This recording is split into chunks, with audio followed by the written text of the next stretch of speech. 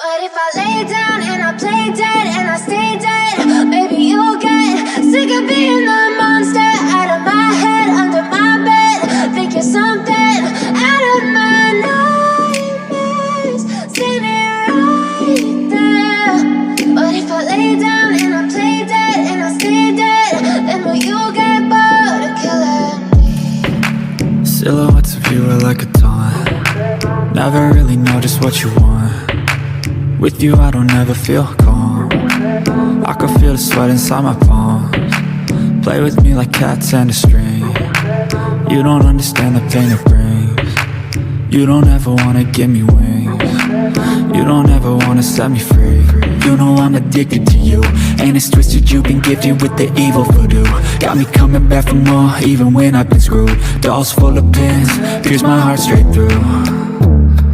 Got issues in my head, I like you in my bed, but you keep me on red. Oh, everything is like a test. I better not text or I'll come off desperate. But if I lay down and I play dead and I stay dead, maybe you'll get sick of being the monster out of my head, under my bed. Think you're something out of my nightmares, standing right there.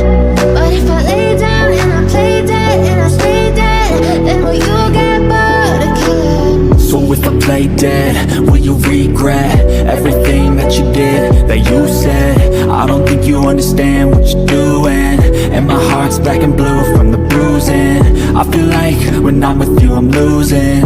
I feel like you think that this amusing, sitting there gaslighting and confusing. Was it me? Is it me? Am I deluded? I'm the one who's always sorry, the conclusion. Even though I offer all of the solutions, I wish you loved me like I love you, it's stupid. When I'm alone with you I never feel lucid. I wish I wasn't struck by Cupid. I wish when I first saw you I knew this. When I'm with you I feel so useless, I feel diluted, my heart's been wounded.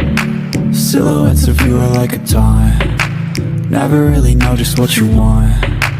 With you I don't ever feel calm.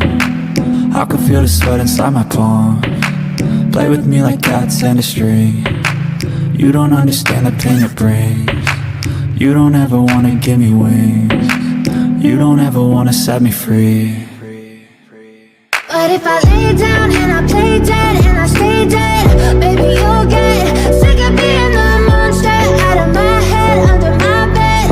Think you're something out of my nightmares, standing right there. But if I lay down and I play dead and I stay dead, then will you get bored of killing me? Then will you get bored of killing me? Then will you get bored of killing me? Then will you get bored of killing me? Then will you get bored of killing me? Good morning, everyone. Good morning, Steph. How are you? Good. How about yourself? I am good. I feel like did I come across as a jerk? Because so Raymond said gonna try to stay quiet. And then Gary said, I'm just gonna talk during the intro. I wasn't trying to come off like a jerk, and let's be real, like I didn't think any of you guys were gonna be disrespectful to the subjects at hand. I try to give content warnings when it gets a little more serious, like with Quiet on Set. Yeah. And with this, yeah. Like I wasn't saying I'm gonna ban you motherfuckers. No, I was saying like I'm not like you guys. I wasn't worried about you guys. If somebody came in and was like something like Jennette McCurdy deserved it, that's what I was talking. Be exactly. Like bye. But that's like, exactly what I meant. Right. I don't think anybody's gonna really be disrespectful. Most people, I mean, we all have our own opinions and we all know when to keep them quiet if they sound like crap opinions. Right? We all have that intrusive voice in our head every once in a while. Come on now. We know how to silence it. Oh yeah. Most of the time. Unless it's Jackbox night. Then it's just no. That's why it's boozy box. Right? Okay, so that's what I'm naming it on whatever day we do it. We got to figure that out after stream, by the way. But that's totally the new name. I love it. Oh goodness. So yes. We're gonna talk about now. This book is like a year old, right? At this point. Yes. Okay. I remember a lot of people coming out and kind of clutching their pearls, being like, how could you say that about their mother, somebody's mother, da da da da. I totally get it now. I totally understand it.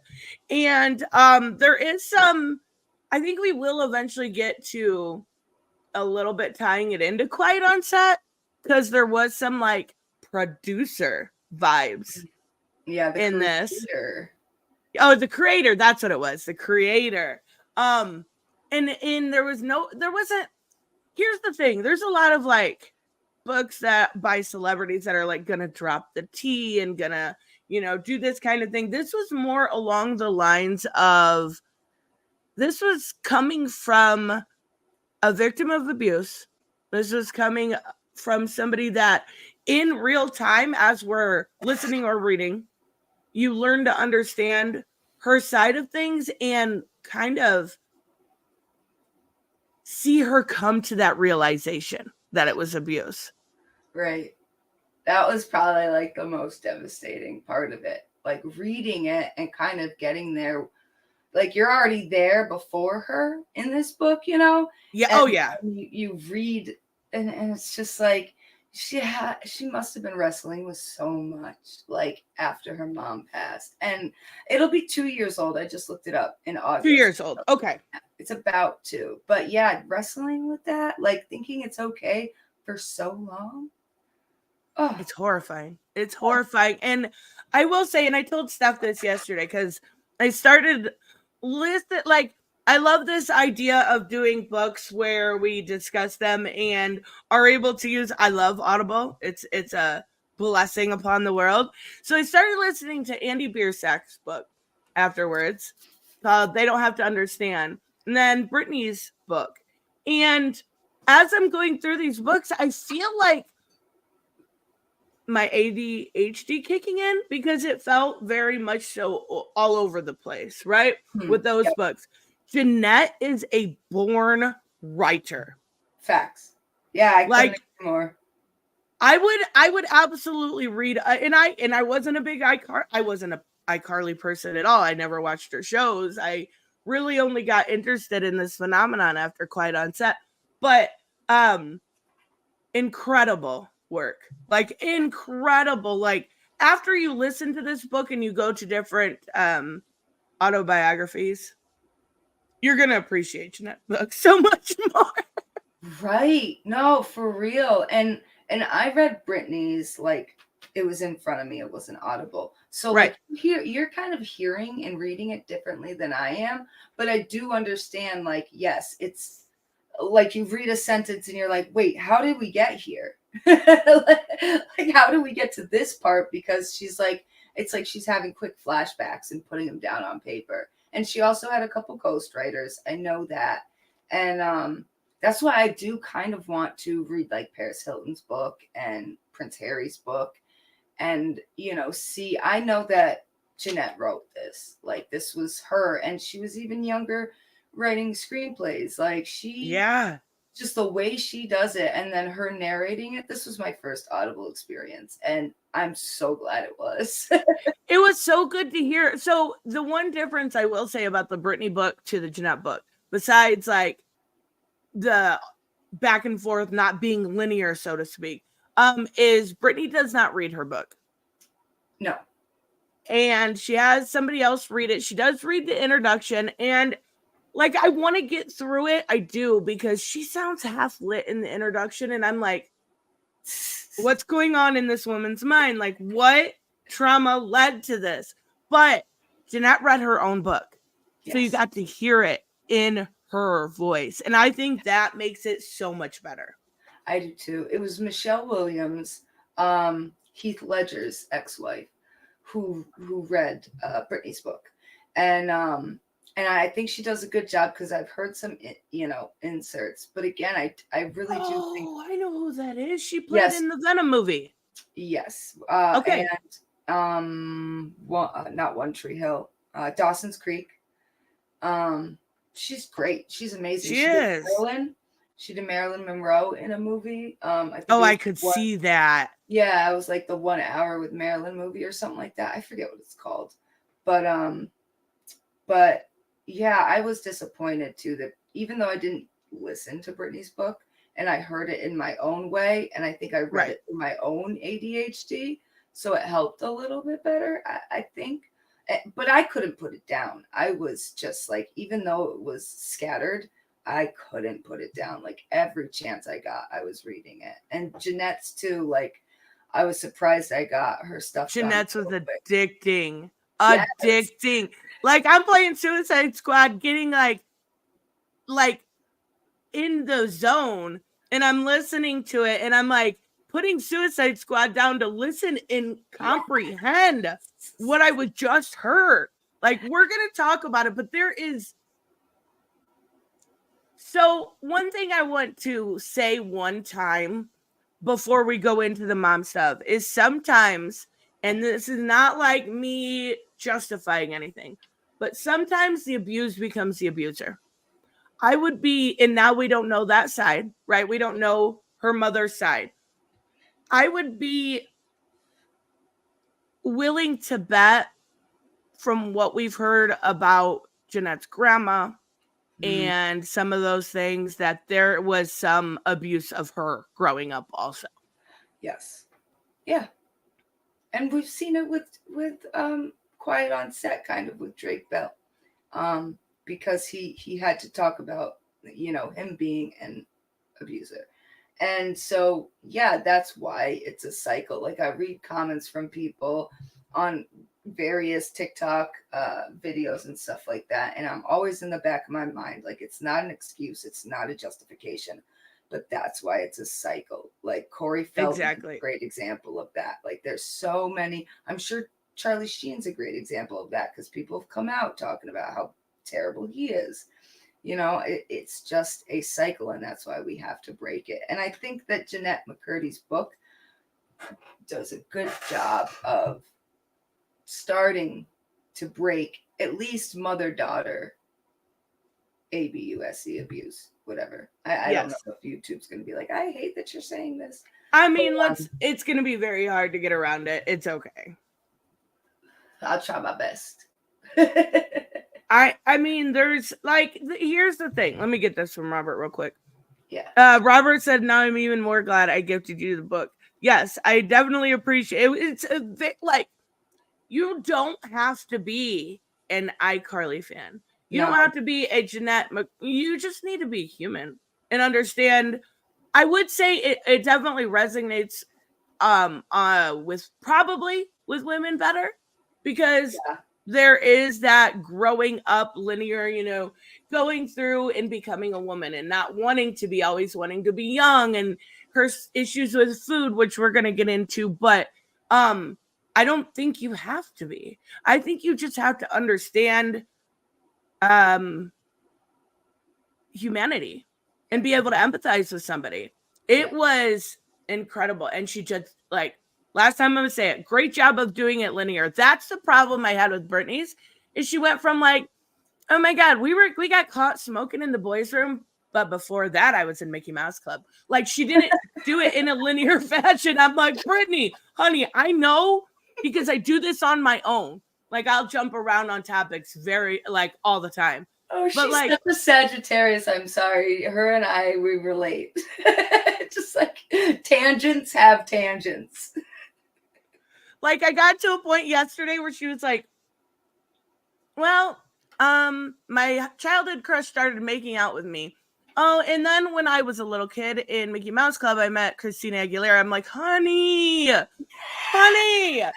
I know, but still, let's keep it linear. And McCurdy's book is straight from her perspective. As she grows up, you're there.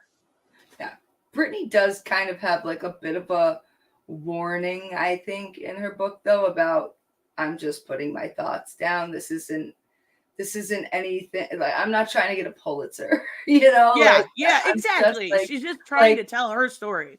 she said in an Instagram post, I think she said, or no, it was the book. And she's like, I bet you expected me to write this book using just emojis.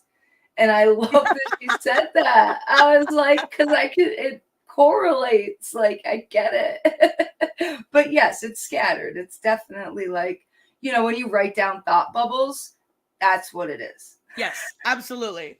And I love it. And don't get me wrong, but Jennette should, I know in the book she talks about writing as she was younger. That's where her gift is. It absolutely is. Truly. And I think a lot of writers are great actors too, but they just don't explore that, or they did and they didn't like it. But yeah, born freaking writer, because like I think I started crying the first paragraph. Yeah, I get it. There was multiple times I cried during this book, just the horrific nature of the idea. Okay, so let's start when she's young. So this is going to be a running theme throughout the entire book, and that is the fact that her mom was a cancer survivor. And she's going to let you know over and over again. Like, even to the point where she talks about a specific point when she was 2 years old, and they were watching old videos. Was it VHS tapes of like during the time she had cancer? Yes. What? Yeah. That's wildly inappropriate to show your like 2 and 5-year-old. Yeah, that's, you know, this is where it starts. I hate using the word narcissism because no, it's that's so a perfect word right now. But this is where her narcissism, at least with the kids, starts. Because I can relate to this to a degree. My mom didn't have VHSs, but when we were little, we were, you know, in and out of hospitals, and we saw her sick for a long time. So like, I can understand that. And I can understand where her mother circles back to, well, I'm a survivor. Like, right. I remember my mom doing stuff like that very vividly. Like, wait till you get a brain tumor. Oh my God. I was like 10 years old, and like, right. That's not okay. That stayed with me. I'm like 36 and still like, I even brought it up to her recently, and she's like, I said that. I'm like, yeah, you constantly said that. It's still detrimental. I still want to cry thinking about it. And that's like, okay, so Robert brings up an important point here, is there is being a proud survivor. I have no issue with that whatsoever, right? You survive breast cancer, you do runs, you wear the little pink thing. Like, that is showing that you went through the impossible and made it out on top, right? You made it out the other side. But there's also using it for not only, I don't know if clout's the right word, I would say sympathy or attention is a better way to put it, because like the one moment she's describing how it clearly was negatively affecting her brother. He couldn't even stay in the room. Yeah. And she still continued to make him watch it. Yeah. Yeah, that's way away from being a proud survivor. That's the narcissism side, right? That's the wanting of constant attention and validation. Right. It's gross. It's so and gross. Like she said, she was singing what? I'm a little teapot. I don't remember what it was. I think it was I'm a little teapot. And she got yelled at for it. She was 2. Yeah. Because she wasn't paying close enough attention. Come on now. Exactly. I'm trying to read because I know I wrote a few things down about that. To me, it was like, not only was her yearning for her kids' attention constant, but it also showed, like, she would say stuff like, I could have married this guy. I could have married a doctor. I could have done this. Like, it was a constant need for attention from anything and everything. Oh, yeah. Oh, yeah. And then, won't get into it, but we'll circle back to that because just the like, yeah, you could have married anybody, but the man you did marry, you know, He seemed was by the there. end to be a pretty good character considering. Right, exactly. Was there, he's working his ass off. Like, I still have issue with him too, but not as much. Like, she was so overly obsessive with these kids, like obsessive with the kids, obsessive with her, putting herself into them, especially Jennette, you know, that really just toxic. I didn't get to do this, I want you to do this. Living You know? vicariously through her daughter, her dream of being an actress, when Jennette did not even want to be. Right. She couldn't even grow up. Like, she was afraid at a young age to tell her mother that she was, you know, liking different things than her mother. Yeah. She couldn't even have her own favorite color because she was afraid her mom was gonna like violently react to that or cry. You know, like, that's a lot to put on it. That is too much. Punk, good morning. Thank you so much. The other thing that I also noticed is she read every expression of her mother. Her job, essentially, as a child, was to pacify her mother by reading her body language in order to make sure that mom wasn't mad, mom wasn't upset with me, mom wasn't upset with dad. You know what I mean? Like, the way she describes it is so amazing. Like, the way she, oh, I know where this is gonna go, or she could finish her mom's sentences. And she describes it as, I know my mom so well and we're so connected, and that's half the part of it, but then the other part of it is pacifying her consistently. Like, she did not like her home life, you know, she did anything to escape that, and it was mainly in part of her mom. Pageant moms are very similar, I would say so. They are they're just as weird, and it actually brings up something that I wanted to mention.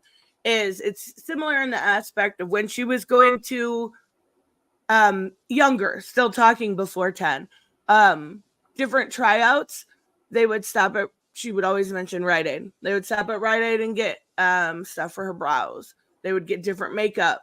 They would get highlighters. I don't know exactly what she was talking about. I always pictured Sun-In. You remember that stuff? I love Sun-In. Right? You would put it in your hair and go outside and it would lighten your hair. They still got it.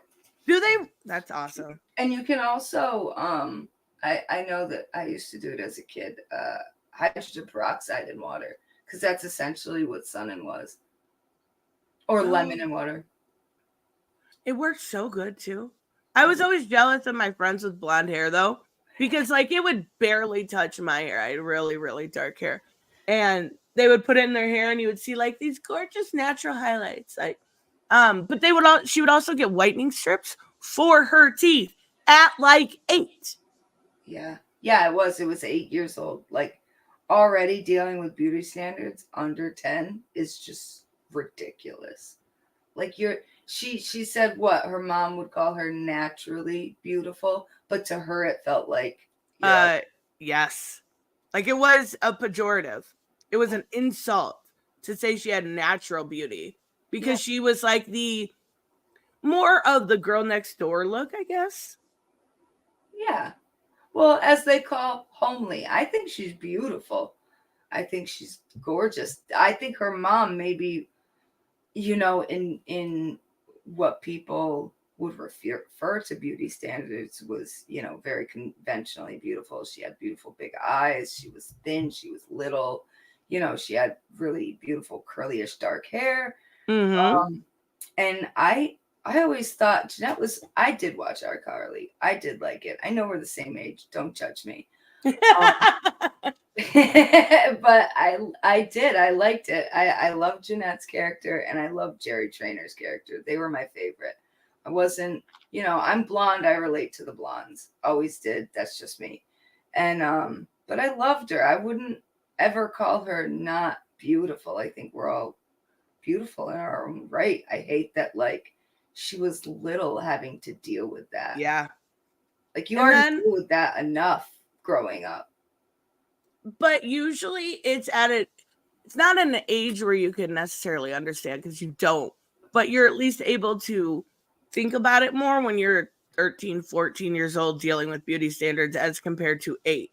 And it's other kids usually. It's other kids it's not your own mother. Yes. Like, And that's ridiculous. to add insult to injury, well, let's look at this real quick. Just so you know, O.J. Simpson died. Holy Hell shit. got another demon. No, I'm just kidding. Not really kidding. Goodness. That's crazy. That is crazy. It said 76 he was. That's not really that old. I mean, it is, but No, I don't think. I mean, I don't know. Everybody has their own definition of old. That's around how old my mom is, I think. well, you said you had old parents. I didn't realize how. I told you she was like 40 when they adopted me. Almost 37. So she's 74. She was born in 50. Oh my goodness. Yeah. Oh my goodness. Okay, continuing on about Jennette's mom, because another thing that was really crazy to me is she wanted to keep her young. Like, obviously you can't do that. Like, it's just not possible. Like, trust me, I would have found out by now and I would have figured out how to say, I mean, obviously I'm 21, but even so, like, I would have figured that out by now. But in order to do so, she taught her calorie restriction. My God, that broke my heart. Calorie restriction in an 8-year-old. 1,000 calories a day was what she started at. And then to make her mom happy, she would half everything. Yeah. She said that she was weighing herself around 5 times a day. And her comfort foods, like people talk about comfort foods, like, you know, they're so good and delicious. Her comfort foods were the ones that didn't add weight because she noticed she would gain around 0.4 of a pound. And that made her unhappy. Yeah. Like, she thought her mom would wake up from her coma because she was her goal weight of 89 pounds. That's actually, and that's how this book started, which is immediately captivating to me. Like, she had 2 brothers, correct? 3. 3, okay. Her brothers went in there and said, hey, I'm engaged, or I've got this going on in my life, and trying to rouse her mother into waking up from her coma. Her first thing she thought to say to her mother to make her happy was, Mom, I'm 84 pounds. Oh. 89. Or was it 84? I don't remember. It was it was in the 80s. It was very small. Now I got to look up. Mother's goal weight for her. She's a growing kid. Her mom passed away when she was doing salmon cat. So she was still, I would call on the younger side. I right. Checked that out. But yeah, that's freaking sad. The only thing I can think of to wake my mother up from a coma is my goal weight. 80 pounds. I was kind of shocked because, I mean, she's not tall, but she's 5'2". Yeah. That's very, very small. It is. It is. I've been that way. It's extremely small. Healthy weight for that is 112 to 136. According to BMI. Yeah. So, I mean, that's quite a bit underweight. And her mom teaching her how to, like, I was older when I went through that with my mom, but like at 8, you don't even know what these foods mean or entail, right? You're not able, like, you can be taught, right? But you don't know carbs, you don't know sugars, you don't know proteins, you don't know what the different, what good proteins are as compared to fatty proteins. You don't know which carbs are full of, these sugars that you don't want in your body, or empty calories with pop. You don't know any of that. And the fact that was like her go-to thing, and that they shared that like as a bonding. That was bonding. Yeah. My dad, when we were little, because he was a physical education guy and he was a coach, we knew what candies were fat free and this and that, and it was kind of geared more towards my sister. She's tall. Mm-hmm. And so like at that age, I looked at my sister's weight being an issue, not my own. I was little and tiny. Of course, stuff's fine, like I dealt with it when I was older, body issues, but like my sister had to deal with that. I can't even imagine. Like, it's just for somebody you love to be like, you're not good enough because you don't look good enough. That's wild to me. And honestly, like, at that age, they should be getting more calories, getting more sleep, getting more nutrition. They're still growing. Those are formative years in their body as far as the future is concerned. And then she got in, like, skipping ahead a little bit, like, she got her period. And she was so scared because she was terrified of becoming a woman. She didn't want to be a woman. She didn't want to feel that way. No. And like she was explaining that other women were like, yes, womanhood, like celebrate it. Like she's seen it being celebrated. But in her household, in her family, being a woman is bad. It's nasty. It's gross. You don't want that. You want to stay a little kid forever because your mom says so. But I think that was a form of controlling her, because she knew the older that she got, the more that she would lose her thoughts being placed on her. She would have independent thoughts. She would have her own opinions. So if she kept her kid, she can completely control her. Yes. And I have a real issue with that, because I know that, I'm pretty sure if I remember correctly, it's like 12 to 20, 12 to 18 is when you start to have your own autonomy and you start to really learn how to do those things. And that was entirely dictated. Those age groups were entirely dictated by her mother. Like, there wasn't a moment away. Yeah. Not even when she got her own apartment. Oh my gosh. I know.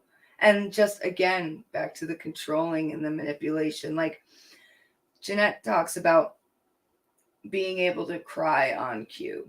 And so when I hear that, number one, I hear that could be a trauma response. Yeah. Yep. Number two, I hear that as her watching her mom do it. And then I think, I bet her mom was acting that when Jennette, would be like, what was that with the ice cream flavor?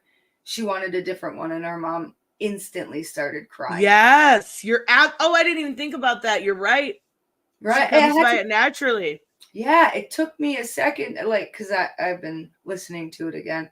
So I was like, wow, I didn't even like put that in the forefront of my brain, but it makes sense.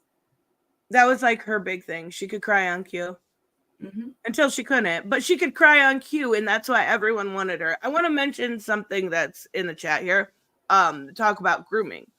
And it's about to get real uncomfortable, guys. Yes, in many ways from people around her, but what I found extremely disturbing, what everyone finds extremely disturbing, and I still don't understand a reason for it, is why her mother showered them until they were 17. Yeah. And exams. And Like, what she means by exams is exactly what you're thinking. exactly what you're thinking. Up until she was around 17 years old, and she talks about I don't even think she really knows why. But again, it's just like it all goes back to that grooming-ish, controlling way. Like, But it's just okay, crazy. if this were a father and a daughter, we would not be anything but calling this sexual. Yes. You know what I'm saying? Like, this was Okay. some sort of pedophilic act. Yes. She absolutely did it to not only her, but her brothers. Made them shower together. Yeah. Like, Yeah, she talks about how she would, I mean, that's an instance where she would black out. If that's not an SA response, what the heck is? It's 100% a response that way. Yeah. 100% a response that way. It was her way of dealing. And mothers are looked, and that's why I kind of was looking into it, and it's I think it's called MDSA. So mother-daughter. And mothers are put on a pedestal. Mm-hmm. You know? Like it is a real, and fathers just are not. And so it's just very hard to talk about that aspect, because like Jennette thought this was regular. Right. She had no idea it was out of the norm. Right. She had no clue until, she was growing up, finally growing up. Again, like what you said, a form of controlling. She was trying to make sure that she didn't have her own thoughts or opinions or views or listen to other people. She was keeping her in that little bubble. I will never, like, I know, like, as babies, little kids take baths together and stuff, but she was talking about into her adolescence. She was talking about possibly even into her teenage years. I'm not sure where that ended, but with him it was 17, and I believe she's talked about it. It was 17 that those exams ended. That's adult. Do you remember yourself at 17? You basically acted like an adult, right? Like, I'm not saying 17 is adult, but like that. I wasn't in the house. I was out. I was out of the house. Yeah. But I think 17, 18. Like, I moved out at 17. Like, that's just wild to me that Jennette was so scared to put her foot down that I don't know, what do you do in that situation? Like, her whole thing was making her mother happy. That was literally it. That was her life goal. She didn't care about acting, never cared about acting. She didn't care about, even to a degree, like, the siblings are mentioned in passing when it relates to the mom. They didn't seem like they were like overly, getting together and trying to figure this out. They weren't. Right. Everything revolved around her mother. Everything, yeah. Even the father, like everybody, even quote unquote father. Yeah, even him being adult though, like, and part of this partnership seemed like he couldn't even speak. Because it wouldn't pacify her. It wouldn't satisfy Deborah, the mom. Wouldn't it also stand to reason that could be why he was constantly working? Yeah. I can 100% see that. Like, I'm not saying that makes it okay, because you still, as a father, you got to spend time with your kids and stuff like that. But like, some people can only take so much, and I understand. And that's another thing. Speaking of the father, why? That's another lie that she did not find out until it was after her mom passed, right? Yes. That was not even her real father. Yeah, I was like washing my hands or something listening to it while Docs was playing squads. And when that part came up, I like went to my knees. I broke down. I just broke down because I was like, oh my, I was not expecting that. There was so many twists and turns. And when I agree, because when her mother passed, I expected it to be a little bit more calm. Right. And then she finds out that her dad knew, but he wasn't allowed to say anything. And he was waiting for her to reach out. And did he have a whole nother family, or was it just a wife? I can't remember. I tried looking more into him, but I couldn't find much. I think it was just the biological father? The biological, yeah.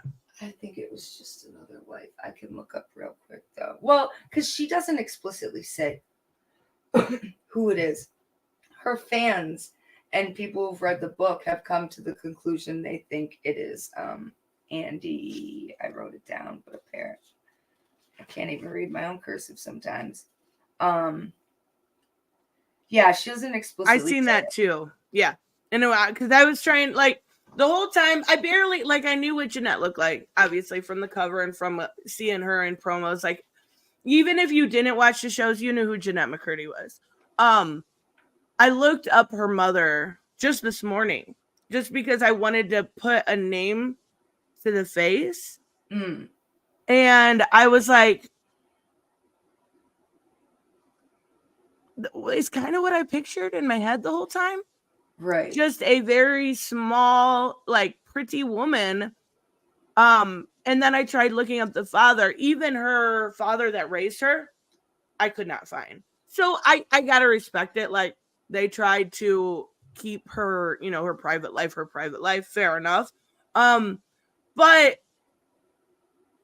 this is a really good question. Is the father guilty of doing nothing?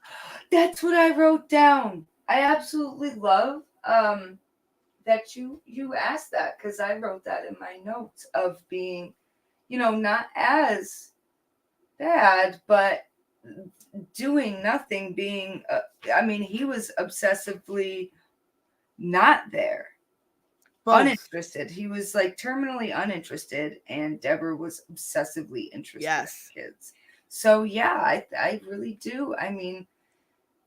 Think that him just not being there, and not even being there in emotion, caused her pain and trauma. I think both are guilty of doing nothing. If you're on the road, or if you're walking down the road, right, and you see a woman like just getting beat up, and you do nothing, I'm going to lose respect for you, right? Right. And that's essentially what he saw, her psyche getting beat up for 18 years, doing nothing. Yeah. It's wild to me that any self-respecting man could do that and not put his foot down. But let alone somebody that's supposed to be your father? Like. And then on the flip side of that, because I like to play devil's advocate, because I agree wholeheartedly with what you say. What if, like, had he tried taking the kids, she would have, well, they're not yours. I didn't even think about that. So, my God, you're right. Stuck between a rock and a hard place, but to not make it better for these kids, whether they're yours or not, is detrimental. Yeah, I did not even consider that. Yeah. She could have easily pulled that card. And she would have. And she absolutely would have. I could also see her pulling the card that we've seen with the likes of, like, Amber Heard. And I'm not saying she did. I'm not saying that at all. But, like, I can see her being that type of woman. Oh, yeah. She screams. She has to be the victim no matter what. Like we talk about victim mentality sometimes, and this woman was the embodiment of that, and the embodiment of just so much abuse. And it took a lot so Jennette didn't want to start acting. She didn't want a normal role. what is your kind of, and I know we talked about this with Quiet on Set, but how do you feel about like kids in show business? Kids in show business are so, because I agree, they're forced into it. I mean, Yeah. going as far back as like when I was telling you about the Coogan stuff, going that far back, Judy Garland, like these kids have mostly all come out saying, this wasn't the path I wanted. I was just a kid. They didn't have Yep. this choice, like family channels, like it's not, most of the time it is the parents living Mm-hmm. for the kids. It's Another thing I noticed is I kind of felt like she got annoyed with the idea of having fans in general. She wanted to be able to, there was one time she was talking about, it's Miranda Crossgrove, right? From iCarly? Yes. Okay. She was talking about going to Disneyland. She wanted to just go to Disneyland with her friend. And she couldn't. Like, she wanted to just do the normal things kids do. And she was constantly like, somebody walking up to her with an inside joke from the show. And she kind of got annoyed with that aspect. And I kind of felt like she had a little contempt for her fans. Did that come across that way? Yeah. Yeah, it did. Because she talks about how, I mean, reserved she is. Yeah. And shy and everything like that. So you can see an actor from the perspective of being on screen, but that doesn't mean, I mean, a lot of people don't realize that doesn't mean that's who they are essentially. Like, but she seemed like she had a bit of contempt, definitely. Because it's not like they would come up and be like, Jennette, I love you. They would just quote the show and quote somebody else's words. And also her being a writer, it just didn't feel authentic to her, I think. And not only that, but like, it seemed like it's because she never wanted it. She didn't appreciate it the way somebody that yearned for that fame would. And it felt like she just wanted to be her own individual person instead of this iCarly figure. And like, it kind of, I don't want to say irritated me, but it rubbed me the wrong way because there's a lot of people looking, like, I wanted to be an actress growing up, right? Yeah. And I did a lot of stuff with that. A lot of people would look at that and go, well, you're lucky to have that. And I kind of got that in the back of my head for a second. And I'm like, nope, she was forced into this. I got to ground myself again and go, well, you ungrateful bitch, because she wasn't that. Yeah. But that I can understand why it might rub somebody the wrong way. But I also think that this was something she was thrown into. When it comes to kid acting, okay, so this whole new, like, what is it, like, influencers, family vlogging. Yeah. Yes, this is a newer thing, right? Yes. And not only the family vlogging, but like the Charlie D'Amelios of the world, that kind of young stardom that people are thrown into. I can about guarantee we're going to get some, I would like to say, hopefully some more regulations on it. But what I really think will happen is some more like I was abused stories. Yeah. Oh yeah. Especially with the Ruby Frankie situation. Oh my God. Yes. Yeah. So, and the daughter had already not really been speaking publicly, but a little bit more on the coded side before. Was that the daughter that didn't live there?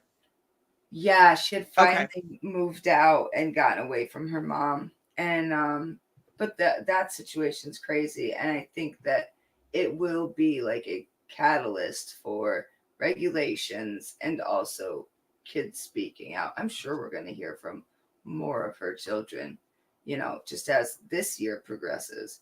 I heard that 911 call, and like, the neighbor was just flabbergasted. Like, you don't know what happens behind closed doors, and you look at these videos and they're framed in a way and edited in a way that make this look like this crazy happy life. Oh, we're so blessed, da da da da da. And then you find out the amount of abuse that happens. And with YouTube, with TikTok, there's so many kids that have been thrown into stardom. Undead Quinn mentioned Jojo Siwa. There's, for every Jojo Siwa, there is 1,000 that don't have, quite that big following, but they're still popular. Yeah. There was one girl, and I can't remember her name, that mother got caught. Wait for it and hold the vomit down. Oh God. Selling her undergarments. Yeah. That's. I'm trying to think, but yeah, I know what you're talking about. I just, in the like, I've seen that channel before. I knew who it was, and I was like, this is a little girl. But when you look more, because when that story came out, I went and looked at the channel, right? Because I'm a nosy ass. I will YouTube stalk you, deal with it. There was really inappropriate videos, like truth or daring to kiss everyone. Like, you're 12. You're 12. Right. Like, I don't know. To look up, because there's been Allison Stoner, that's her name. I don't know why. I used to be a really big fan of her. She's also doing, like, do you call it Congress, or like, but she's been like very outspoken about things, and she's going state to state and trying to get like legislation on, more things with YouTube child actors, stuff like that. And then there's that, I don't know if it's the same one, the undergarment lady, but there's a recent channel, and I vaguely know the name, but I won't say anything. Her daughter's like very little, and you have to wonder, and it's not even wonder at this point. You have to be like, they know their audience. Their audience is PDF files. Yeah. They know that. Like, and the fact that they frame some of that shit in order to I don't want to say welcome, because is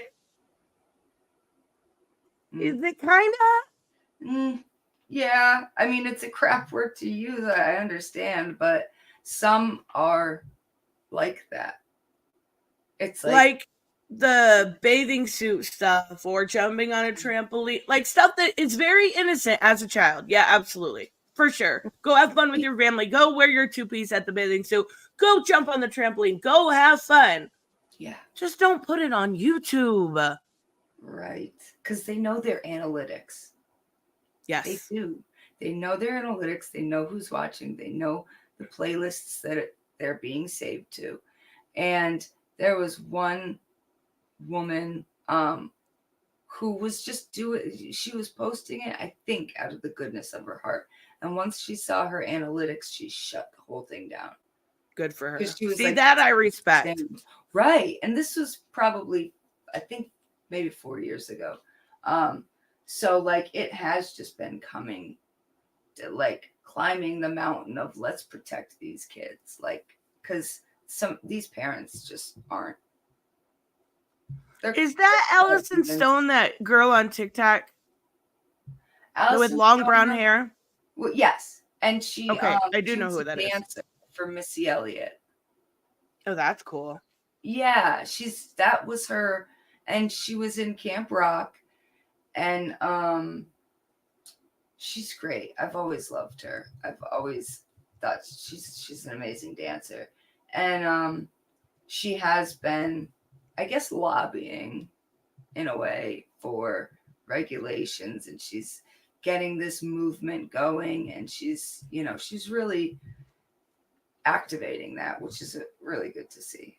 Right. And I love when you actually see somebody affected by that, really take a stand and do something about it. But for like, it's so few and far between. A lot of them get hush money. They're not allowed to say anything. They're not allowed to do anything. And that was actually offered to Jennette, was $300K in hush money. Yeah. Mm-hmm. That Disney's like, thank you for being a patron. Here's $300K. Just sign this NDA and never speak about us again. Right. Right, exactly. And it's funny, like when you read and she's like going through her thoughts, like she felt so proud of herself. And then she was like, shit, that's $300,000. Right? Like she was immediately, no. Yeah. I'm going to talk. I'm going to do it. And then turns off the phone and she's like, shit, I may have a home, but I got to pay the bills for it. Like, right. Like that would be a very hard thing to turn down. And it may be why we don't see people like Ariana Grande or Miranda Cosgrove speaking or saying anything. Yeah. How can companies do that though? Like, isn't there a limit to MDAs? I mean, I think there's such a conversation around that. Like I watch things all the time about NDAs and if you sign this and if you sign this and can you get around it and how long does it last? It's all about the NDA in front of you, I believe. Like what it says, what it states, the statute of limitations on it, because I think they're all different. I'm most likely wrong about that. But yeah, Disney could be like even just Scientology. When you sign up for Scientology, you sign your life away for like 1 million years. I'm not even joking. This isn't a joke. You sign your life away to Scientology. Oh my God. What? Who? That's a whole other conversation. Yeah. But then that circles back to like, what are you signing? Especially when you're a kid or a young adult or your parents are signing it for you. Like what does it actually entail? Because you need to know that. And that actually, I forgot to mention, she was a Mormon. And yes. that was more important to her younger because she really liked church. She loved going to church because she got a little bit of an escape. And the more and more famous she got, the less and less they went to church until eventually it just completely stopped. And usually when you hear stuff about the Mormon church, it's negative. So this was exact opposite. And I thought that was really cool. Yeah. Yeah. And it was her escape. You can find an escape in anything. And, but it also was detrimental to her mental health because they have that thing, the spirit, the small spirit or whatever. Oh, we did the Holy Spirit. Yes. That speaks to you. Like when you're a Mormon, they believe that you get this little voice inside of you and you welcome that and you love that. And so her having an escape from her house that she hated so much was church. She loved it. And that's great. We can have a conversation around that. I don't ever remember church being something I loved going to. Right, exactly. It was work. Yeah, exactly. And then, when she got a certain age, she deals with, she has OCD and she speaks about that. But at that point in her life, she didn't know it was OCD. She thought it was something that connected her with her beliefs and her church. And so she thought it was the Holy Ghost speaking through her. Exactly. And so she welcomed it, even though it was detrimental to her. She welcomed it because she was like, it's church. It must be good. What did she say? She was like, the one time, well, the Holy Ghost told me to do this with the light switch 5 times so mom doesn't get cancer again. Yeah. Like, and she didn't say anything because she thought that's what everyone heard. Right. Exactly. And even the only real role model she had thankfully she had her grandfather, because like anytime you're like, oh my gosh, how could this go on? The grandpa was like, well, maybe she should seek therapy. Yes, You know? I did like the grandpa a lot. I did too. I did. The grandma, no. No. But the grandpa, pretty awesome guy. You know, in most of the interactions he did, you know, you can only look out for a kid so much. Right. But yeah, he seemed to, Roland, that's his name. He seemed to have her interests. You know, he said, this is too much for a kid to be the breadwinner. Like, and it didn't matter though. Right. It didn't matter, because I'm sure the mom would cry about it or scream or grab a knife or be violent, you know? And that's the thing. It wasn't his child to dictate what was being done, but he was seeing how bad it was affecting her. Right. And it must have been a very weird position to be put in, because you don't have any say, but yet you want to help. Right. And then he also had to deal with his wife, who was just like the mom. Very similar, at least. Yeah, if not a little worse, because she would just outwardly be like, "You're just a crap child." Like, what are you even? You're a horrible child. Right? She would just say it to her, and Jennette would just shrug it off, and it's like, I remember my grandfather doing, like, screaming at me violently, calling me an idiot. I've never let that go. Yeah, like I didn't brush that off. Like, that hurt me, because I mean, I looked up to him. It seemed like she just disregarded what the grandmother said because she didn't look up to her, obviously. But or maybe even respect her at that point in her life. Right, exactly. So, but, you know, that's shitty. It's so shitty, and it's so weird because it got to a point where she literally had to block her grandmother. She was so ridiculous and over the top. She had to block her. Oh my gosh. So, like, it's, when was that over? Her wanting to sell her own home. That's what it was. Yes. Yeah. She didn't want a home. And she's been outward about that. Like, she likes apartments. She likes, you know, somebody fix. Once she got a home, she realized how terrible it was. And yeah, the grandmother just, like, was such a bitch. She was too. Just terrible. She had to change her phone number, right? Yeah, and then and block her. Oh my God, that's terrible. Oh my God. James said hearing all this makes me appreciate my parents. I mean, I get that. When I was listening to it, and that's amazing, James. When I was listening to it, I was like, Mom, you there? You there? Is this a reincarnation? Like, oh my God, the eating disorder stuff. I want to talk about that a little bit, because I did see because I was looking into it a little bit this morning, because I wanted to see, like, usually when you had some sort of issues with food, it's something that unfortunately you're going to deal with your entire life. Not necessarily to the degree that you would have when you were younger or older, depending on when you get it. But there's always that little, that little Holy Spirit in the back of your head telling you, right? And I found an interview this morning, and it was really, really cool, where she said she doesn't journal, she doesn't binge, she doesn't purge. She has gotten herself to a point where she can function around food, and for almost years at this point has been able to handle it. And I thought that was really cool, because that's not very often that happens. Exactly.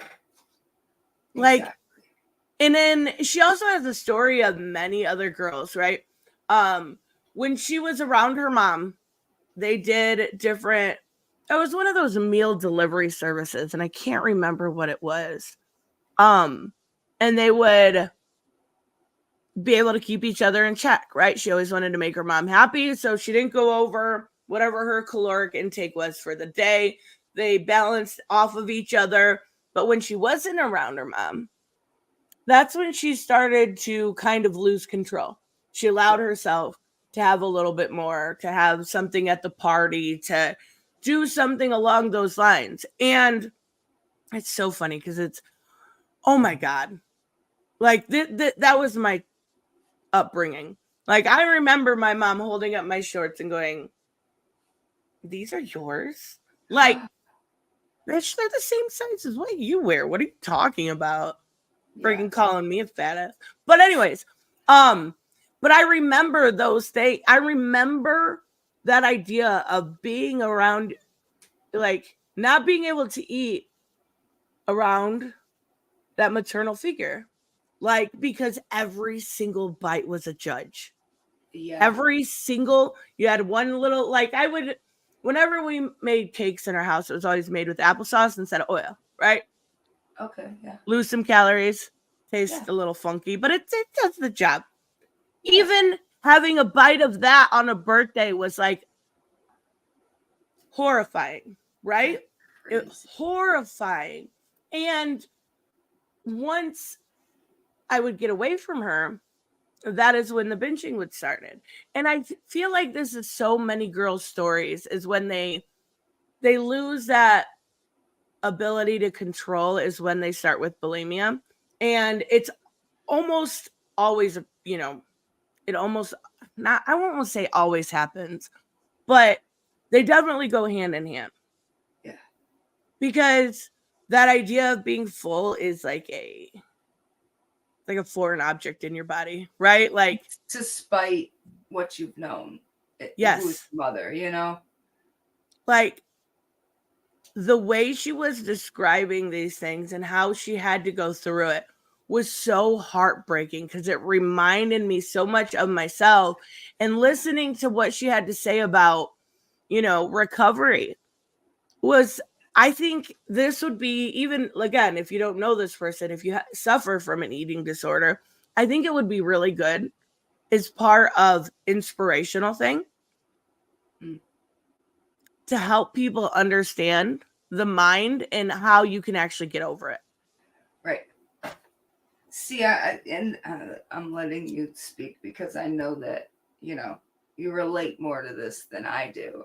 I was lucky enough not to have to deal with that. I dealt with it in my, like, from other kids or just from feeling not good enough, but never from my mom. And I can only imagine, but the way she does describe it, even if you've never dealt with it, you understand. Yeah.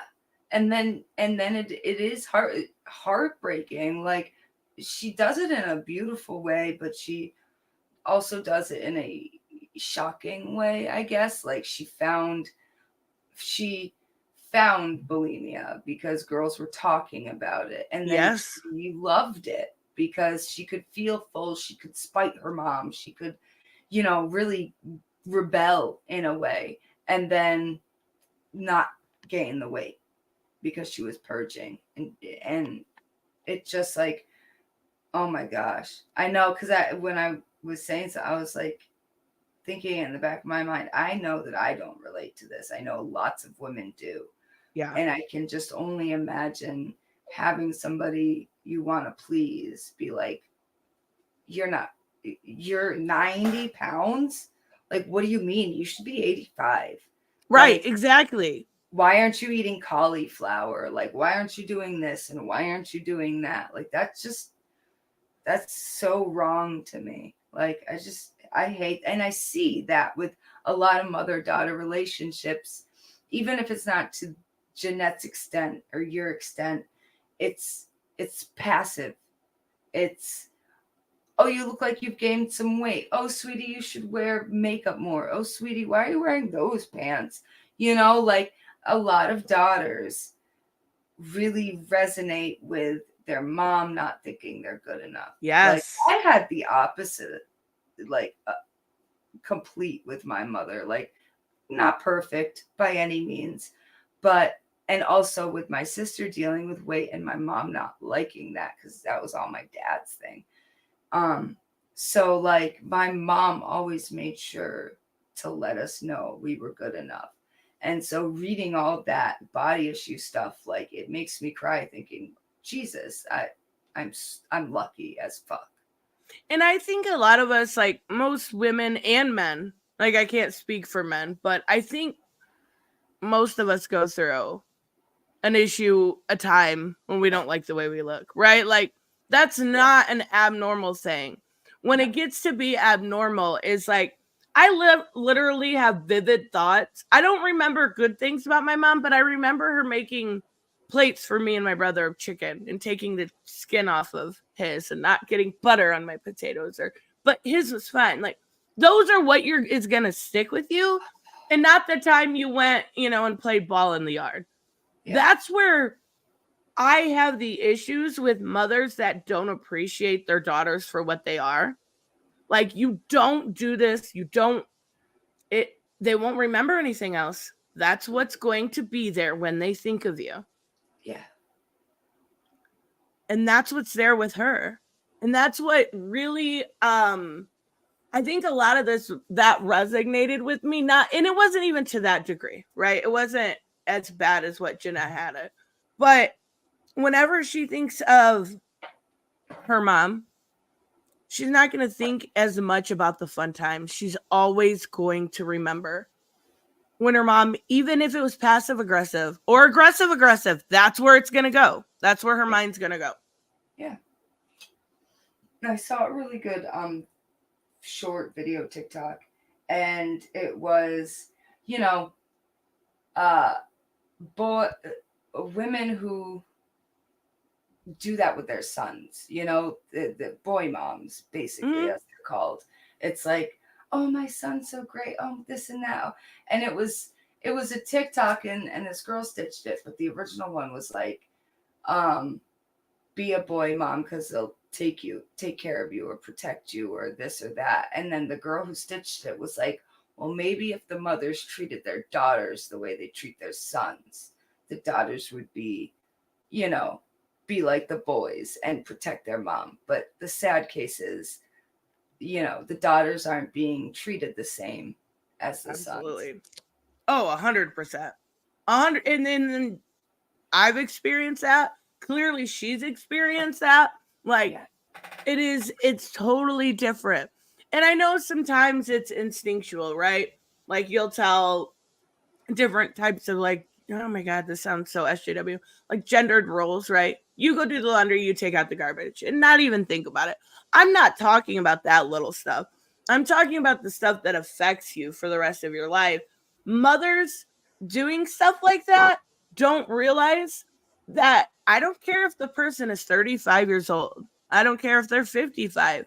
They're going to look at that chicken one time and being like, I don't know about that. Like, that's always going to be there, to the point where I remember, this is ridiculous to even admit, but that she would put a picture of me when I was younger on the fridge and call it Thin-spiration. Wild ass shit people do to their kids. Oh my God. I know that my dad had like a weight chart for my sister. Oh my God. Yeah. Exactly. Like, I and again, I can't relate once I got to like an age where I was more understanding of it. It was just me, my sister, my mom. We were just ladies living, so there weren't a lot of gendered roles. We did everything. Right.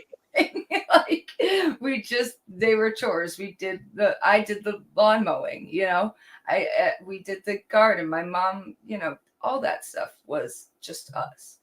And, but I know earlier back, like, and I know it hurt my mom too, to see my dad do that to my sister. Like, that's just so detrimental. Like, it is been ridiculous. My sister always, even as an adult, it was like weight was put more on my sister's shoulders. She was taller. She was bigger than me. I'm 5'2". She's 5'11". And so it was like just seeing that and how wildly different we were growing up because that was put on her by anyone and everyone.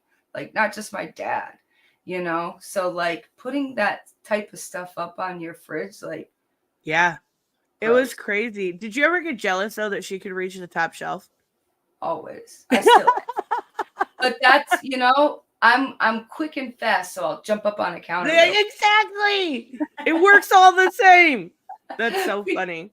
Our kitchen at the old place was remodeled, and then all of a sudden the shelves were out of my hand reach. I have like 4 stools in my house. I love it. If I could carry one in my backpack, I would. Oh my God, right? That's so funny. And your sister's over there like, haha, I Yeah. got this.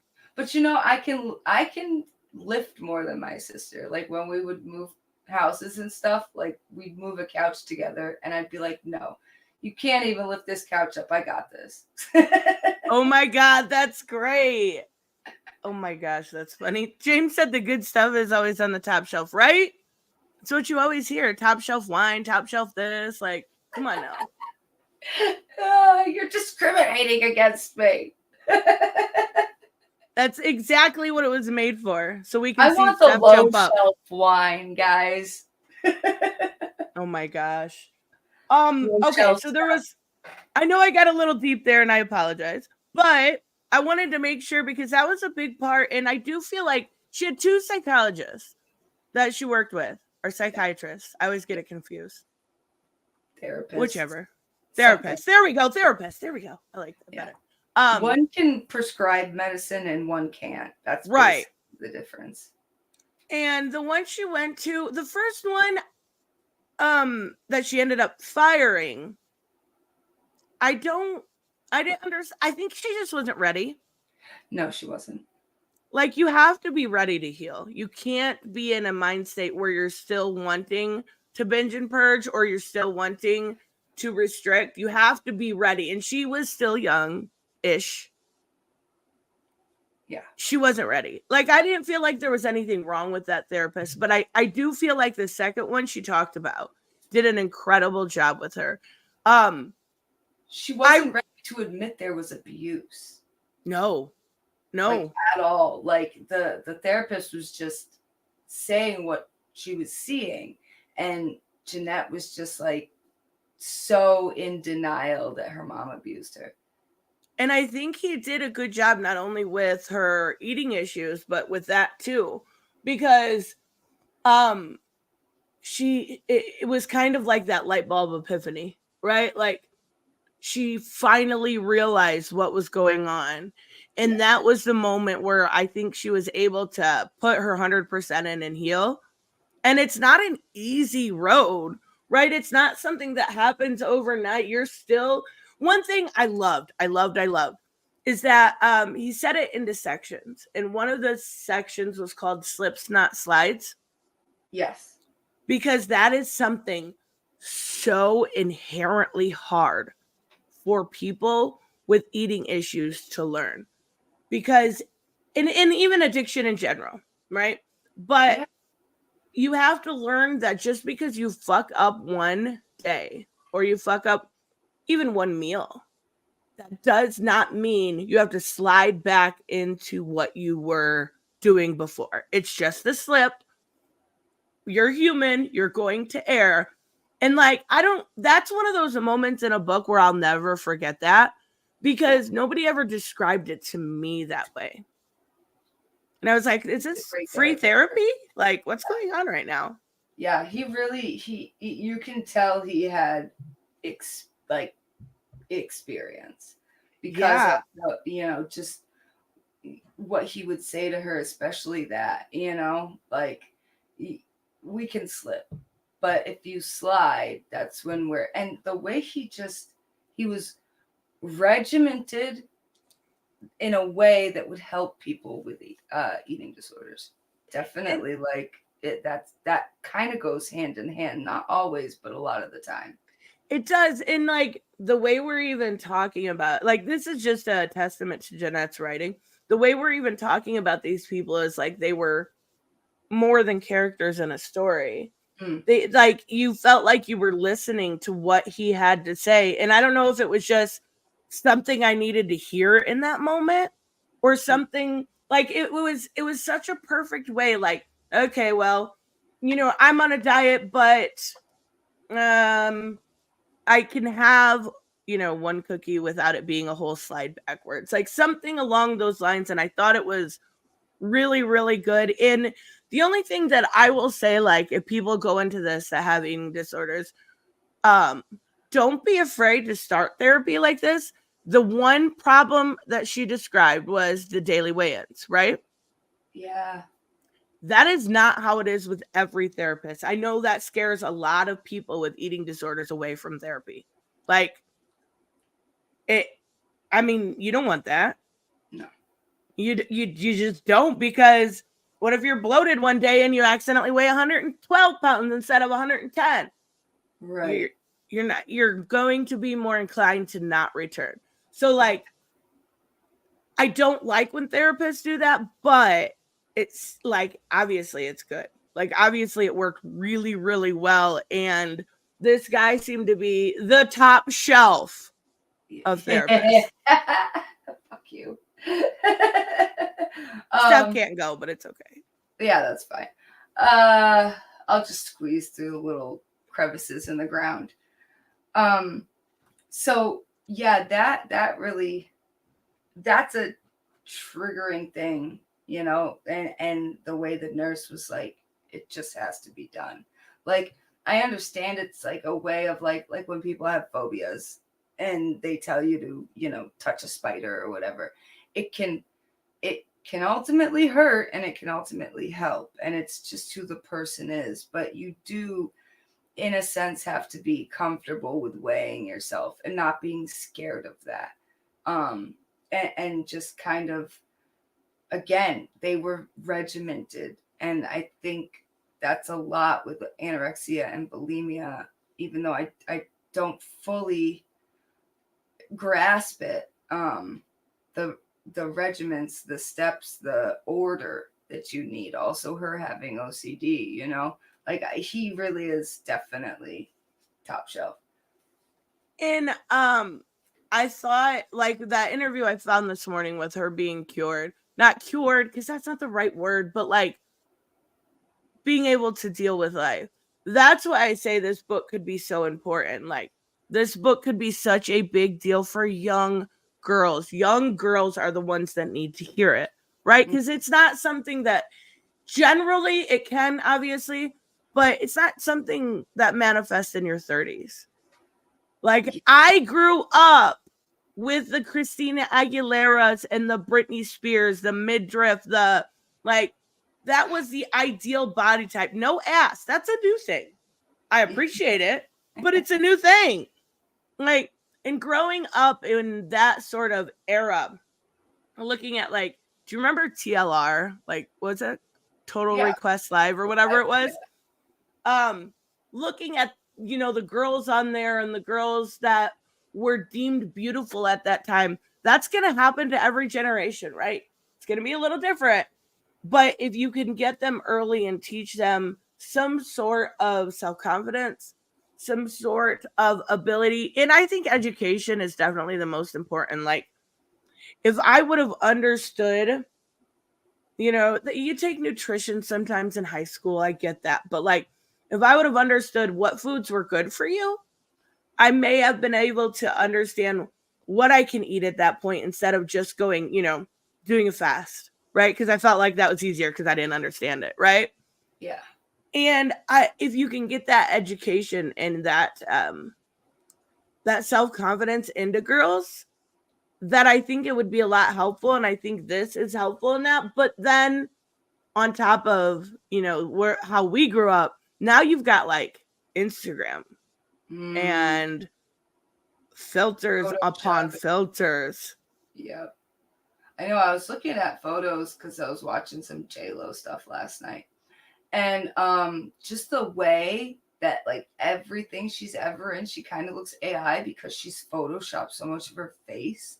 And I feel for any kid, girl or boy, that like just social media is freaking terrible now growing up. Like, it's the reason, depression's so prevalent, because it's like you see this and you can sit there and understand a lot of this is Photoshop. Then all of a sudden you go to school and somebody makes a comment, and then that comment follows you home all night because of social media. Like, I'll quit being a hypocrite and stop using a filtered photo. But actually that was an AI photo. Let's be real. Come on now. It was cool. It was cool. It was cute. I know. And now, see, and I love the technology advances, right? I love being able to mess with like little inputs on AI and having fun with it. And like, oh my God, what would you look like if you were in Stranger Things? Like, or the 1950s or something like that. And I think that's really cool. And I love that you can do that. But I feel like it takes it a step too far when you see like girls on TikTok that are using, I guess it's a live filter. It filters your face while you're talking. Huh. What? I don't know. I didn't even know that was a thing. It's like if you go to, I was messing with it the other day. It's like you go to the different, like when you go to record, how underneath it says like, I think it says filters. And there's like ones that will change you, like give you freckles. Here, I'll do this one. I love it. Because the other one had dark, so I didn't want to put it in there. I love it. That's the best one.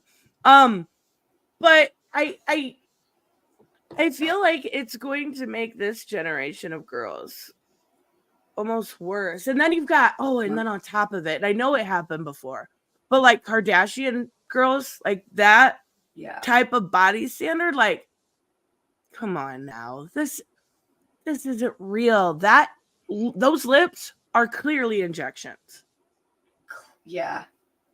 Yeah, another thing I was looking at the other day was the trend where they were making their lips bigger, and how some girls went to the hospital because their lips were like. Is it the shot glass thing?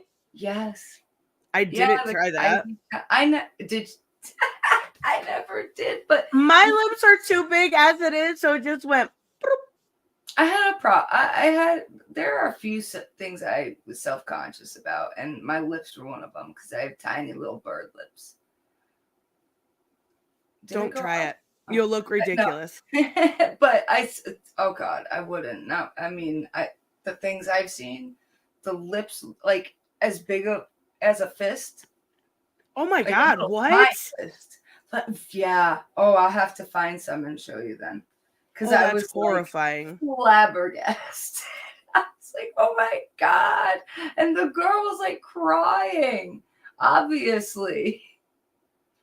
Oh my God. Oh my God, that's horrible. So many of those trends, though, are horrifying as it is. Like, at least once every 6 months we hear this dangerous TikTok trend. This dangerous TikTok trend. And I'm like, stop it. Stop eating Tide Pods, you fucking weirdos. Like, Right. I think we're getting more now, this kind of newer generation, maybe I'd call it. But like, I think there was that time and space, we were grown, and the kids that were just into the internet, I think they're growing up now in their, 20s or whatever. They had the biggest issue with social media because it looks like majority is love who you are, love your differences. I love that. I do too. I love it. Like I can, I feel like it's turned a corner even with people our age, but it's like just being complimentary to people on a daily basis is like beautiful. Like I love complimenting people. Like I do it kind of too often, but it's like I just love that we can love each other. I am screenshotting this book because I wanna look into it now. It is called The Anxious Generation. Oh my gosh, that's a good way to put it. Yeah. I do feel like there's also a point, like, and this could be my ED brain. It very well could be. There, I screenshotted it. Thank you, Zed. But I do feel like there is a way that it, Like, there has to be a happy balance, because you'll see, and I'm going to sound like an asshole, so I apologize, but you'll see like these fat positive women that are, you do you, boo. I don't care. But don't like make it so it seems like there's not unhealthy things that go alongside of it, because somebody is, there's a lot of people out there that just be like, oh, you're fat, darty, darty, dar. Like, good one. You got it. You know what I mean? Like, you got them. Yeah. But there are people out there that are like, look, I get it. You love yourself and I'm really happy for you. But don't teach some generation that it's healthy, that it's, you know, something that you're not going to have to deal with, because you are going to have to deal with that when you get older, especially. Yeah. And yeah. So there has to be a healthy medium, because I feel like our society is so prone to go from we love ourselves to everything is healthy ever. Like it goes from one extreme to another. Yeah. Yeah, and even just like definitions of things like clean beauty and stuff like that. There aren't actual definitions of what that stuff is. So it's like healthy and not full of this and not full of that really doesn't mean anything. But I agree.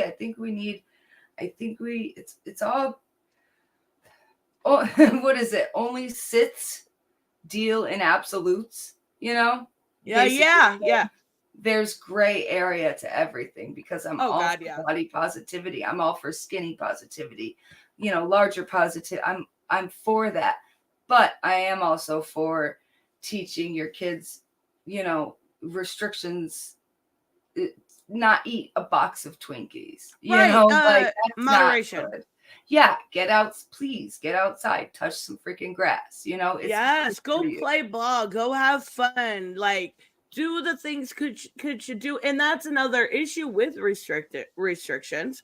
When you teach a kid how to restrict, or somebody that young, there were many times where I remember clearly my mom had been fasting for a few days, and she woke up with a bonbon on her head. And I'm like, okay, your body wants something.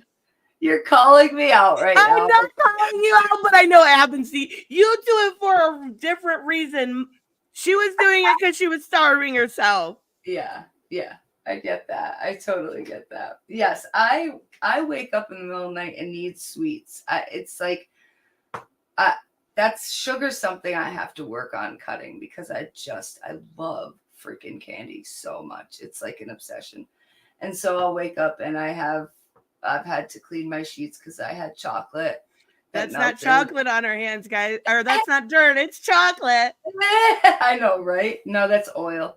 But but yeah, I've woken up with chocolate on me and in the sheets. Not an Amber Turd situation. Actual chocolate. Reese's peanut butter cups. There was one day I woke up, they were cherry-filled Hershey Kisses. And it was like these red streaks. Cherry-filled Hershey. Oh my God. Good. They sound so good. But it's funny because my Nana was kind of like that. She had diabetes, and she would wake up in the middle of the night, and I'd be staying over, taking care of her, and she'd rummage through the cabinets and look for little brownie bites, and she'd wake up and eat like 6 of them and then go back to bed. Oh my God, that's amazing. Melts in your mouth, not in your hands or in your sheets. Either one. Or on your skin. And I've done that myself before too. Like if I'm being very restrictive, I'll do that. And that's when I know, like I should know before then, but that's when you know you've just gone too far. You've gone too far when it comes to restricting yourself, and because your body will crave what you need. Yeah. And it's going to win one way or another. Mm-hmm. Sometimes at 3 a.m. Oh, yeah. Oh, my God. That's so funny. Robert, yes, we'll take a look at the short you sent about Jennette. She was never paid. And this is actually not something, but chill. chill, computer. You can do this. I gotta slow it back down. I have it at 1.5 speed. So she doesn't actually mention this, but I want to take a look because I always like learning this kind of stuff when I'm interested. And Jennette McCurdy, I got this, guys, I promise, was never paid for my Carly. Called the Coogan account that actually takes 15% of your money off the top and kind of put it into the child's account so that they can have at least 15% of their money by the time they're 18. But I got these papers that were saying that like the Coogan account information was never properly filed. I really have no idea kind of what was happening. And, you know, my mom was in control of everything. So I don't think I ever saw the Coogan account money, but. Did you get to Oh keep my God. money? Well, That does not surprise me. No, not at all. Not at all. It's super sad. And I know I sent something about Coogan, the actual guy who that's named after, and what that all entails, because he made millions and saw basically nothing, and that's why it was set up. But there were still loopholes to it. Judy Garland's mom got away with basically putting herself on salary and just Okay, and stipends and stuff like that. So there were ways that parents were getting around that, and you know, that's what made certain things more restrictive. Honey Boo Boo from Toddlers and Tiaras is dealing with something like that right now, and yeah, that's doesn't surprise me, but to not 15% feels very low, doesn't it? It does, yeah. It definitely does. Like, I understand you got to pay for travel expenses, or you've got to pay, like, and those things that might come out of that, but 15% feels so low for somebody that put their whole childhood on hold. Yeah, exactly. Not even just on holds, because you can't ever get that back, really. I mean, you can act like a child and you know, grow up, but it has to be quick, or else you run into that, you know, Disney stars, Nickelodeon stars pipeline of where all of a sudden they have all of the autonomy and they don't know what to do with it, and it gets, you know, crazy. But it's more regulations need to be set, definitely, on child stars and their account. Also, yeah. Do you know if that Coogan account accounts for, like, vlog channels? I do not. It doesn't. I didn't think so. It doesn't. And that's one of the outcries right now, is that the Coogan account is child stars. It doesn't have anything to do explicitly with family vlog channels. And also, regulations vary from state to state. So yeah, so it would seem, okay, even if, wow, they really need to do something, because those channels, let's be real, like, a lot of them have millions and millions of subscribers, which means they're making millions and millions of dollars. There absolutely needs to be some regulations for those kids, because I mean, maybe when they get older they do the same thing, but what if they want to go to college? What if they want to become an accountant and have a normal life? They put all that work in, and it's work. Yeah, that's it's funny that you said that. Elena, Honey Boo Boo, she wants to go to college. That's exactly what's happening right now. Oh, and in her Coogan account isn't the money that she made from, like, the TLC show, from Toddlers and Tiaras. Her mother totally screwed her, and so she doesn't even have the money to go to college. She wants to be a nurse, actually. oh, that's great though. Like, right. Because a lot of those people you'll see all her life and has nothing to show for it. Like, what the she was exploited. Let's be real. 100%. Yeah.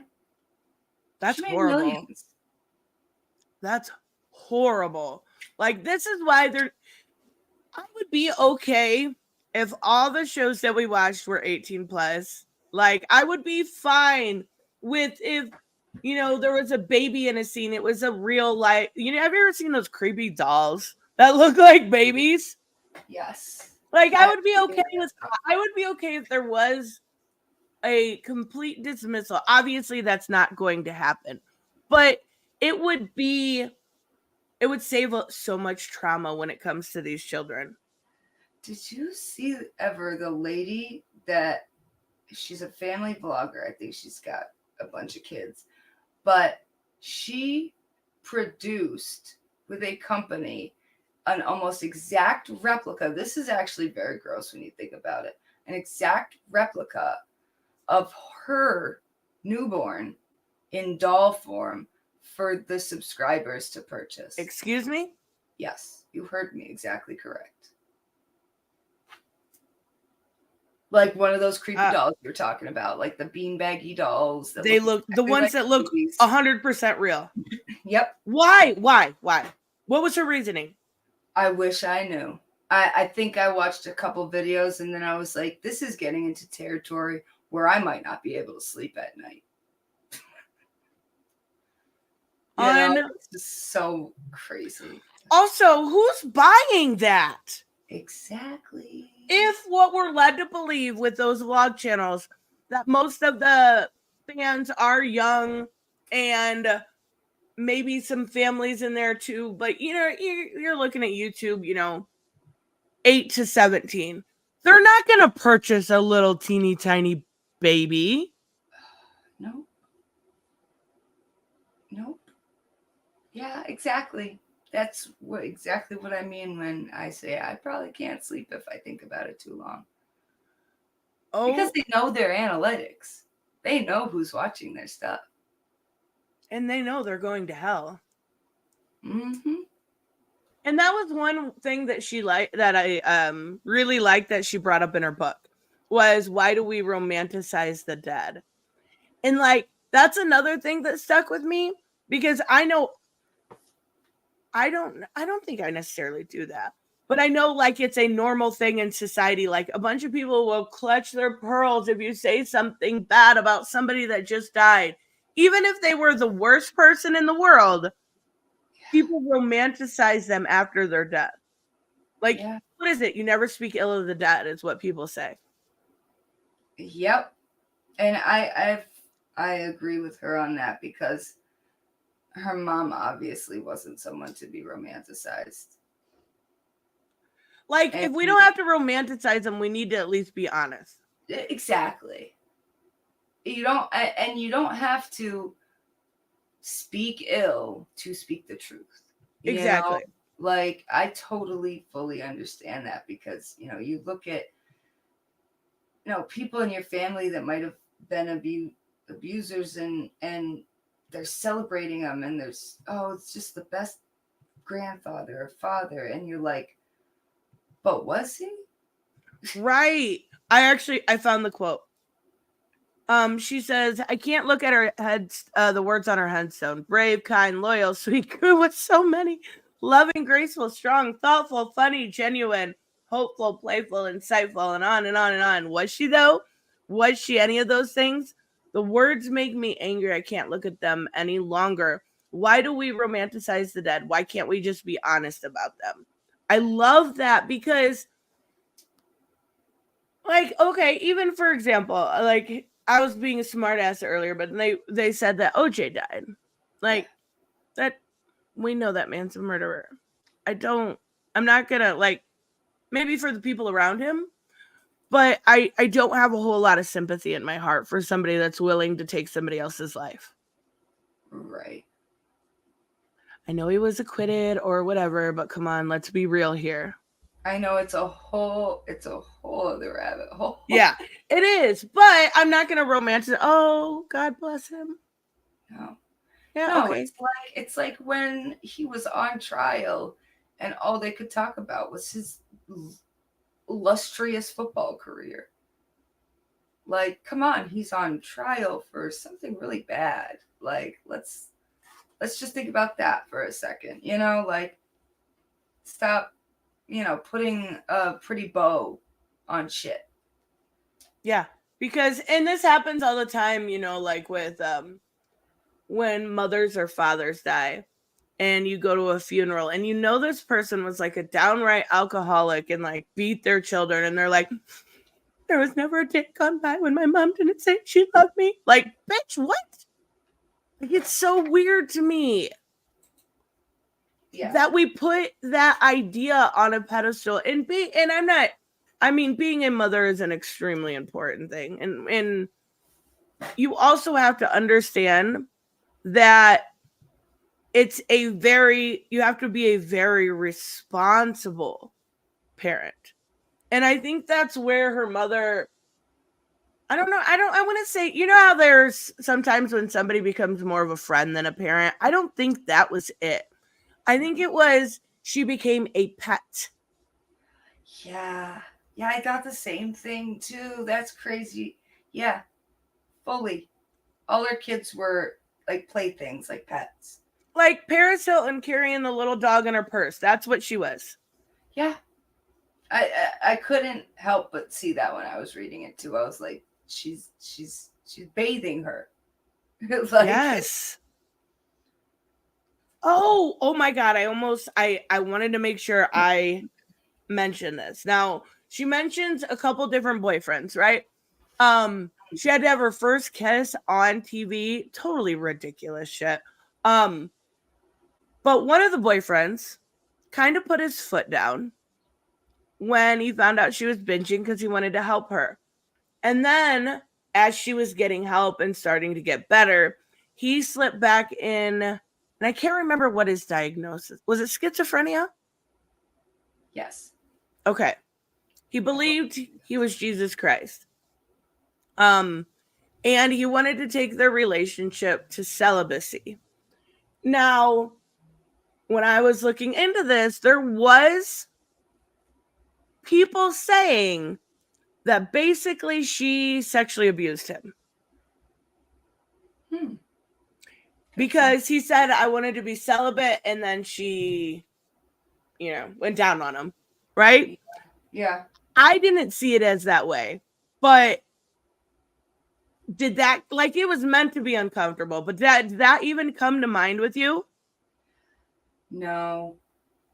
But I mean, well, I can't fully say that. I can't fully say no, because when I was reading that, I did cringe at that. Yeah. I did feel like, that's off. It obviously was, well, no, it wasn't. I mean, technically not consensual because he just had told her. He had just said, I want us to go back to being celibate. And she was like, no, this is the best dick I've ever had. This isn't happening. Yeah, she laid it all out. She said exactly what she's like, the connection I had was that this sex was so amazing and good. Mm-hmm. And it obviously gave her something that she didn't have, something she needed, but it's a fair point to look at it the other way. It is, because if it were genders reversed, right? Mm-hmm. Like, in the moment I looked at it as more of her seducing him. Yeah. But I could see how, like, she kind of did low-key essay him. Yeah. Because even right after, he was like, no, we're not doing this again. Now, mind you, he wasn't in his correct mind. Yeah. He thought he was Jesus Christ. Yeah. And she did end up getting him help, and like, he did end up getting better. But yeah, I can see it. I can see that. And she fully was like, owned up to it. I don't know if she'd say owned up to it is the right word, but she had no problem putting it out there, because it was like, if that was a dude and the girl said that and he was like, nope, here we go, and just lifts up her skirt, people would be outraged. Yeah. Yeah, and Zed has a very fair point. I know, I was just reading that. Yeah. Yeah, he wasn't in his right mind. He wasn't okay. He needed help, and he did get that help, and he did get better, and he did get on medication, and they both, ended up feeling better. But if the roles had been reversed, it could very easily even be something that was reported, like. And that's also, I mean, it's a manipulation. It is SA, definitely. I can agree that it is, that. And it's also, think of if it was Jennette saying no to her mother, think of what she would have done. She would have abused her. Again, it's all a freaking cycle. And I mean, at least she recognized it and did get him help and realized the choices she made. Like, I'm not justifying it, but she realized the choices she made were fucked up during that time. But like, the whole situation is messed up. They were both going through so much, and that was kind of first and foremost on her mind. Probably take a step back. Yeah. And again, I can't remember how old she was in this, and her mom hadn't died yet. So like just living through that very controlling narrative, that's what she goes to, is controlling the situation, not making it right. I'm not at all. No, I get it. But yeah, she just knew that controlling a person was what you do when they say no. Yep. Yeah, you're absolutely right. And then the other creepy boyfriend situation was when she was 17 and she was dating a man that was in a relationship for 5 or so years or something. It was a long-term relationship, and he was 30. Yeah. 30. And then she goes on to, she says that, right? Am I right in this? That she just, like, boys her age weren't attractive to her, I guess. Like, she had just that, like, I guess romanticizing an older relationship in a way. Right. Yeah, and I get that, but like even their time together, he was always drunk, and he was like, it was one of those situations where an abuse victim picks out somebody that's possibly an abuser. Obviously, he had trouble with alcohol. She went through her own spurt of having trouble with alcohol. But not that's just 17 and 30 is too much. That's too way too much. That is not no, he way should have known better. Yeah, like, oh, it's so gross. Yes, Joseph, we realized it at the beginning of the stream, but we said c'est la vie. We did. This is a different kind of trauma here right now today. Yeah. Very different, but very dramatic. And like the producer comments, I want to talk about those because we did talk about Dan Schneider before with Quiet on Set. Now, she doesn't actually name him. No. But she was underage, and she mentions this man not only giving her alcohol, but encouraging it. Yeah. Or the creator. Yeah, the creator. Yeah. I forget. It's all right. We know. And giving her massages? Yeah. Touching her? Her knee when they were at dinner. Yeah, oh, God. Did you die inside a little? I did, because I unfortunately was picturing his. Yes! Oh, with his helmet hair. I was like, I think I had it on while I was taking a shower, and I was taking a shower when that occurred, and I just felt so instantly gross. Oh my God, what the worst time for that. Right. I was like, what am I doing? I should know better with this book. But it does stand, like with the Quiet on Set stuff, it does go hand in hand with it, and it does show like the kind of power he had, because she was afraid to say anything. Yeah, because he fired children for not saying their lines right in front of her. Kids, like what, 6 years old? Yeah. So it was like, she definitely talked about that dynamic where he made you feel special at the same time he would make you feel like the worst. And at that point, he was trying to make her feel special because he wanted to do the salmon cat. That's what it was. And he was building her up. And it was like that weird power dynamic where he's like, I'll get you your own spinoff eventually, but you have to do, basically, you have to be loyal to me. You have to do what I say. Bend the knee. Yeah. And like, oh, it makes so much sense. And I wonder, do you have any idea why she did not name him, or was it just to avoid any sort of legal issues? Probably avoidance, definitely. Or not even, you know, when you, because like survivors, they sometimes aren't comfortable with saying the name of their, you know, abuser. So I can see it from a bunch of angles. And I would imagine it's more that she probably didn't, legal issues, and it gives it power when you say it. And that's what I was going to say. It gives, when you name someone, you give them power. That's when I like when, you know, and it happens too often, but I'm going to compare it. Like when there's a school shooting or a mass tragedy. When people put their names and faces, I hate it. I hate it because like they don't need to be out there. They don't need to have that validation that they seek. They seek attention like that. Don't put it out there. Say this happened, name the victims, right? Yeah. And she took away that power in a way by not naming him. Right.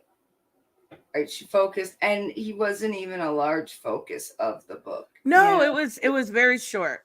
It was. And also because I know more people are getting into the quiet onset stuff. Mm-hmm.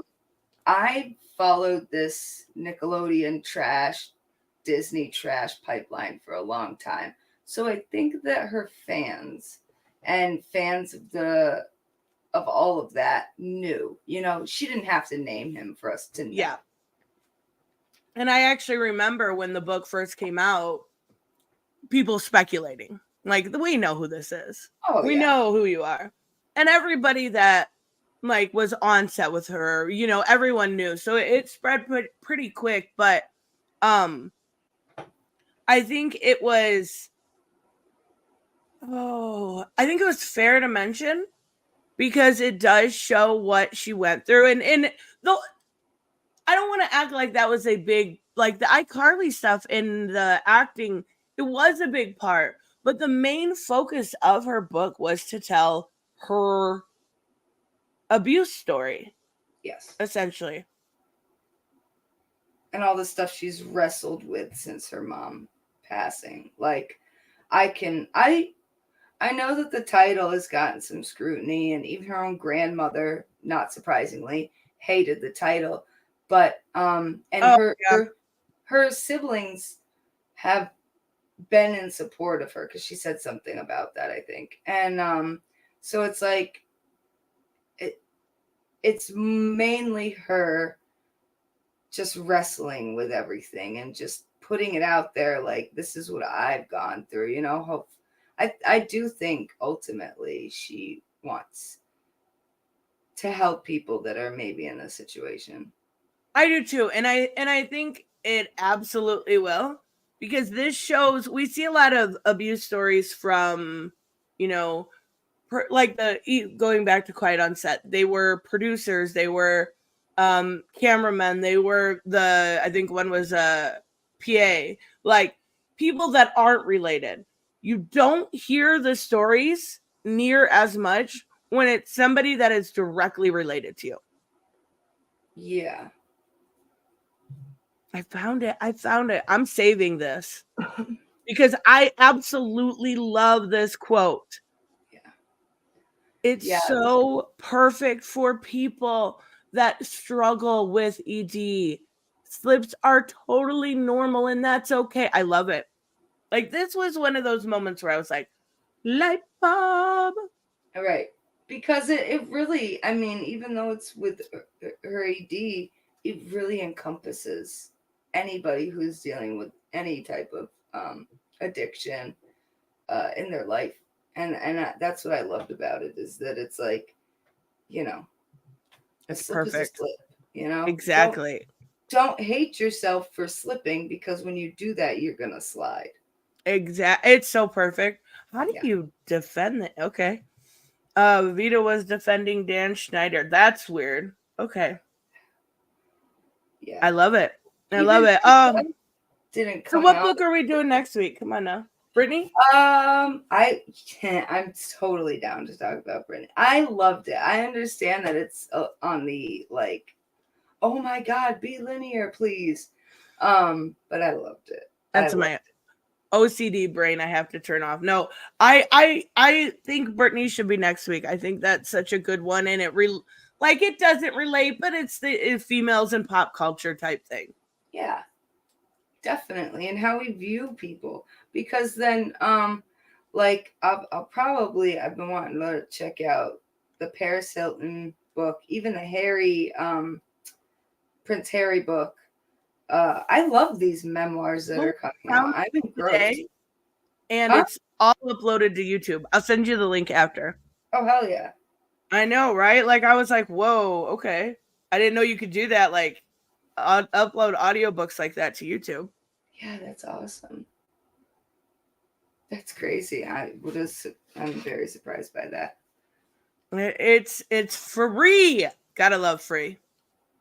I love Oh, goodness gracious. All right, guys, we are going to wrap up. Sorry for the heavy talks today, but it's well worth reading. It definitely is. It really is. If nobody has checked it out and they're interested, please check it out. It's so freaking good. Triggers are not like, you can skip a chapter if it's, but like, it really is amazing. I love her writing. I hope she comes out with another book. I will absolutely read it. Oh yeah. She's so good. All right, guys. Thank you. We will see you guys next time. Bye-bye. Bye.